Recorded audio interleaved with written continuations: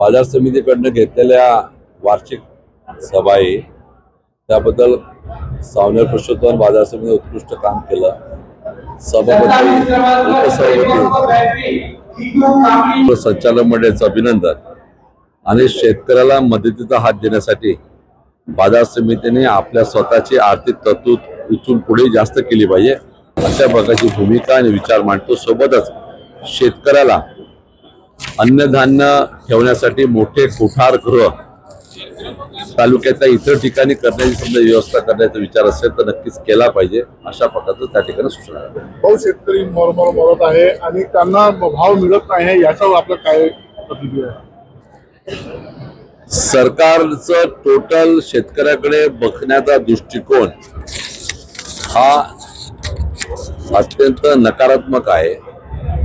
या देशामध्ये आज शेतकरी खतासाठी वनवन भटकतो, या देशामध्ये शेतकरी स्वतःच्या मालासाठी भटकतो, या शेतकऱ्या शेतीला पाणी उपलब्ध होत नाही, या शेतकऱ्याला त्या ठिकाणी त्याला पिकवलेला जो भाव आहे तो परदेशात पाठवण्यासाठी व्यवस्था नाही। पण हे सरकार वेगळ्याच विचारात आहे। हे सरकार निघालेलं आहे मंदिर बनाव, त्या ठिकाणी भजन करा, पूजन करा, त्या ठिकाणी असलेला महाप्रसाद वाटा आणि लोकांनी रोज भजन पूजन करून पोथ्या वाचत राहा अशा प्रकारचा देश आता निघालेला आहे।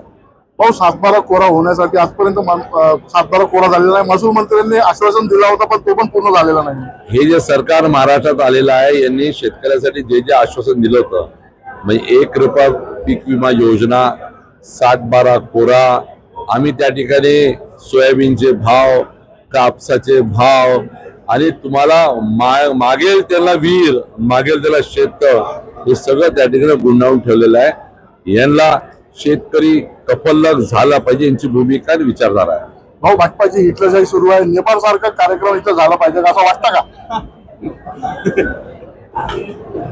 बदल झाला पाहिजे पण अराजकता नाही आली पाहिजे, कारण अराजकता समजा आली तर त्याच्यात सगळ्यात जास्त नुकसान गरीब आणि मध्यम वर्गाचे होते। पण बदल झाला पाहिजे आणि बदल ह्या वर्षी होईल असा माझा विश्वास 100% आहे। भाऊ, आज आपल्या कृषी समितीतर्फे सभा घेण्यात आली, काय सांगाल? कृषी उत्पन्न बाजार समितीची 52वी सर्वसाधारण सभा आम्ही या ठिकाणी आयोजित केली। आज शेतकऱ्यांचा उत्साह आणि माननीय बाबासाहेब केदार साहेब यांनी लावलेले झाड वृक्षारोपण, आदरणीय केदार साहेबांच्या मार्गदर्शनामध्ये आम्ही ही बाजार समितीची वाटचाल पुढे नेत असतो। आज बाजार समितीची वाटचाल चांगल्या पद्धतीची आहे। शेतकऱ्यांसाठी 10 रुपयात फुल जेवण आम्ही या ठिकाणी योजना सुरू केली। त्यांच्यासाठी सुखसुविधा ज्या असतात त्या सुद्धा आमच्या इथे अवेलेबल आहे। आलेल्या शेतकऱ्यांना त्याच दिवशी पेमेंट झालं पाहिजे, त्यांच्या मालाचे योग्य मोजमाप झालं पाहिजे आणि शेतकऱ्यांचा हित जोपासण्याचं काम बाजार समिती करत असते। भाऊ, कृषी समितीला सावनेरच्या दर्जा मिळालेला आहे, काय सांगाल? कृषी उत्पन्न बाजार समिती अ वर्गाची महाराष्ट्र लेवलवर तालुक्या स्तराची पहिली बाजार समिती म्हणजे कृषी उत्पन्न बाजार समिती सावनेर आहे।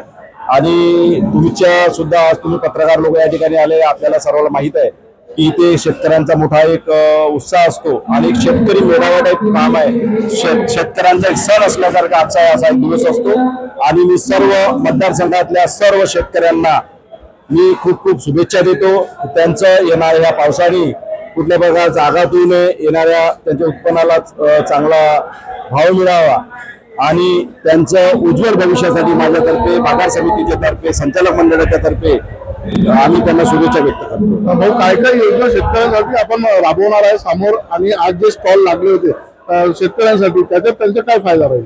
शेतकऱ्यांसाठी असं आहे की कृषी साधने कसे असतात, अत्याधुनिक साधने त्यांना अवगत झाले आणि तालुका लेवलवर येऊन एखाद्या ठिकाणी आमचे आज 29 स्टॉल आम्ही त्या ठिकाणी लावले आणि प्रत्येक शेतीच्या संबंधित उत्पादन असो, औषधी असो, कुठले फवारे करायला पाहिजे, कुठले साधने असावी याच्यामध्ये प्रदर्शनी होती आणि ती प्रदर्शनी खूप सुंदर पद्धतीने झाली।